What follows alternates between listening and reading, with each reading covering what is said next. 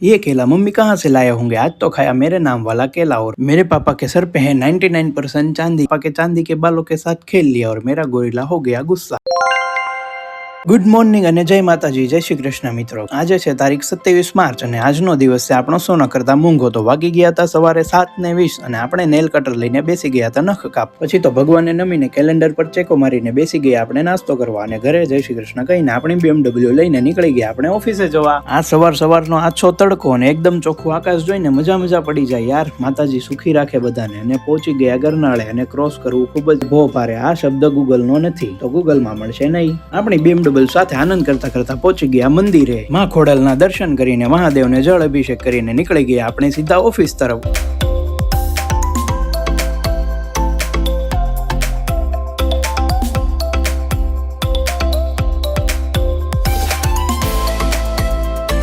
પછી તો પહોંચી ગયા ઓફિસ અને પહેલું કામ આપણે આપણા ગોરીલાને ઉનાળાનો નવરાવી દીધો। બહુ જ ગંદો થઈ ગયો હતો। પછી આપણે એને લૂછી નાખ્યો તો વધારે ગંદો થઈ ગયો અને એ ગુસ્સે થઈ ગયો।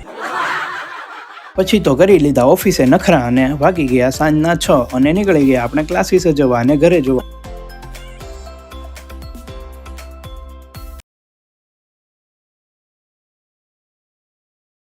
આજે તો રસ્તા પર ઓડી નહીં પણ ઇકોની લાઈનો દેખાતી હતી।